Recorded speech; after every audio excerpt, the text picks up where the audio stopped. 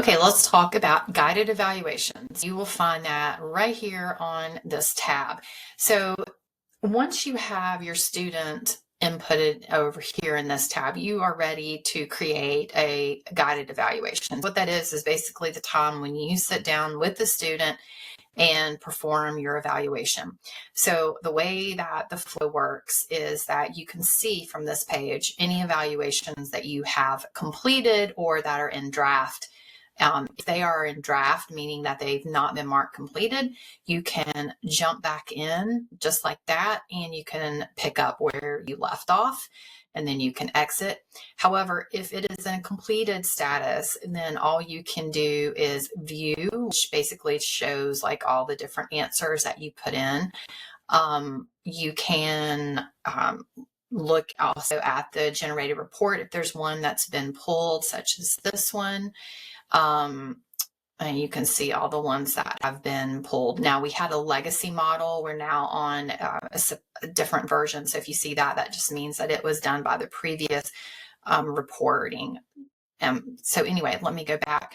So if you are going to, like I said, create a report or I'm sorry, if we're going to create a guided evaluation, then what you'll do is you'll start your new evaluation. You're going to select your student. So all of your students will be listed here. You can also select them by first name. So if I wanted to just select her. So now notice that Grace is a preschool age child. She's 58 months old. When I go to select the template, so it's only going to show me templates that will be appropriate for a 58-month-old. So for instance, on this one, the school age one will show as well as the early childhood one, so more preschoolers, because sometimes we have a child that has already started kindergarten at this point and sometimes not. So you have your choice. You can also click to see more. So that way you can see more about what this actually means, like what that template is. But this one here that says demo use, this is a really good one to test out. It's not going to be one that you actually want to use with a real student, but it will take you through some shortened ones, so that way you can kind of get through it quickly and just test it out. So let's say that I was going to do the early childhood one. So I would select that and then I would start evaluation. So it is going to go ahead. Let me just show you sort of what you're looking at here on the screen. So first of all, when you're doing this evaluation with a child, you always want to use the focus one. And so it will make the screen go big, so that way you don't see all the other side panel. If you want to exit the full screen, you can do that. If you need to leave at any point, that's where you leave. Now, we also have one that says hide scores or show scores. And so I'll show you what that means later. But basically, if you have a child that can read, you need to have it in the hidden mode, because they can actually see they can see the correct answers when that is applicable. So again, we're in the preschool one. So it's going to start you off with gross motor skills. This does not mean that you need to do gross motor skills. If you are, a therapist that you feel like gross motor skills don't need to be tested, or there are no concerns in gross motor, absolutely you can skip manually. But otherwise, what it's going to do is it's going to look at the months old of the child, and then it's going to start about 6 months below that age group, or the month old, because this has automatic basal and ceiling. The basal and ceiling scores are going to make sure that you test enough, but not too much, in order to get a final score in the area that is going to be sure that it's valid.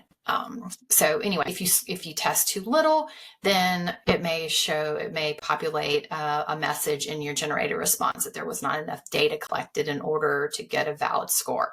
So anyway, it's starting here on 40 months because 53 months was not, that's not where it was told to start based on the basal ceiling logic. Now, if you ever wonder, like, what the little things here mean. Like you'll see check marks. If you scroll all the way to the bottom, it'll give you a navigation legend. It'll tell you exactly what it means. Also, if you're wondering like, why is it doing that? You can look right over here. It's sort of like it's brain, and it tells you what it's looking for and why it's doing what it is. So again, you will start here. So I have my full screen in and I'm working with the child. If I'm like, what in the heck? I don't even know what this means. There are a lot of instructions. So it tells you exactly what you need to do and how to score what they do. So as you go through it with the child and you test, you put the answers in here and you hit next, and it will take you to the next one. Now, remember, we're trying to get enough data, so it's not going to just ask one question in a domain or subdomain and then move on to the next one, because that wouldn't be a valid representation of the child's skill in that area. So you're going to have to answer a few things if you want to score in that area. So balance on 1 foot for 10 seconds. You can put this in. I'm going to go ahead and put 10 for that. And I'm just pretending. Now you see those little dots. If I come down here, and it'll tell me it was skipped because of the basal. So the basal was established. So basically it means, okay, well, if they can do this, we don't need to do this, because we know that a child, this is a requirement in order to be able to do these skills. So as I go on through, I was like, okay, hop 15 times. Again, I'm looking at the instructions to make sure I understand how to score it. And let's say that she gets that one too, and it keeps moving on, because like, oh, I can't find the scaling because she's good at everything. And so I'll put in skip, and let's say she got 7. And then some of these, you'll notice it'll pause, and it's going to ask you to rate the quality, which you can put in. And then when you go to next, it's going to take you to the next section. Okay, so we have sequencing praxis, and will tell you the instructions. Now, remember that each template is a little different. Some may not have all of these sections. Some have kind of set up a little bit differently. So what I would say is look through the templates to get familiar with them, because each child probably will need a different template, or may need a different template. For my therapy group, we almost always use this template. Because we work mainly now with preschool children, but there are some children that can't tolerate a typical evaluation, like where you're doing one-on-one assessment and things with them. And we may choose to do a different one, such as the adaptive evaluation template. All right, so I'm just going to show you these are some of the other questions. This is one that it would say show score. So you can see right now, you would just select the ones that apply. But if you did show scores, you'll be able to actually see which answers are correct. Again, if they're a reading student, you need to hide them. So that is the most part of the evaluations. I will say that almost all of them have an occupational profile, which is really important to gather as much of this information as you can. As you get more familiar with the questions from the occupational profile, I find that you can find this information out while working with the child, and then you can take them back to class or whatever, because as long as you're pushing this little next button, it's saving as you're going, you can exit out. And then when you have, you're not with the student anymore, you can go ahead and enter the information here. So a note about this area, and then all questions also have a therapist note area. When you're putting information in, you do not need to put it into complete sentences. You just need to make it make sense. So if the hobbies are reading books and ballet, you could write it exactly like that. And it is going to generate it into your final document. It's going to make it generate it correct.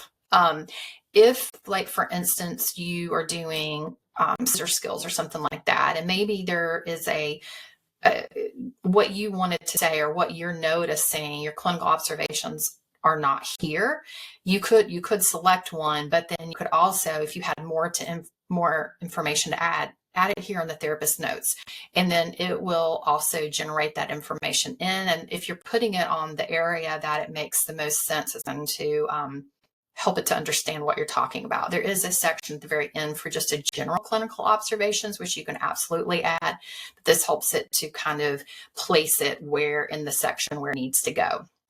Okay, so we talked about occupational profile. All of them also have participation. So you will go through and, go ahead and rate this as you can. I think it's really important to do participation. And remember that participation is different than functional. It's different than functional ability. So make sure you read through and you understand exactly what that is in case you don't know. Now, I will also say that if you are, if you want to create your evaluation so that way you are only evaluating areas where the participation has been rated as low or not where it needs to be, then you need to send a form to the parent or teacher first, depending on your setting. Those forms are in OT Wizard, and the specific form is called Engage S. And so if you send the form, then you can, before you do the evaluation, you can look and you can determine what areas are low, and then you can skip and just do those sections. Again, if you're in the medical model, you need to ask your supervising OT or your director how that needs to work. But that sending out these forms is a great way to integrate and merge that information from other raters into an evaluation. All right, so we talked about that. We have executive functioning. You'll need to add in, this is the ones that have a little red are required. You really need to add those in so that way it understands why you're creating this and all this information. Your validity statement, and then the last part here, add something in for your clinical observations. If you've already put therapist notes in, you don't need to put it in here again. Okay, so I think that's all. Once you get to the point and you're ready to complete your evaluation, which until I write something in here, I can't, you'll see complete evaluation. And then it's going to say, hey, are you sure? Do you want to review it first? Do you want to save it and exit? Or do you say, yes, it's complete? So once you hit complete, you cannot go back in and change any of your responses. Ooh, it's nerve-wracking, right? But this is to help keep it standardized for the administration. We don't want to have people like, oh, that's not what I meant, or oh, those scores are too high, let's make it lower. So this makes sure that the integrity of the evaluation is good. So again, you can review, you can save and exit, or you can complete. Once you complete it, it will take you to, hey, are you ready to generate your report now, or do you want to do it later? So for the purposes of today, we are going to do it later because this next chapter is going to be about how to generate your reports under Report Wizard.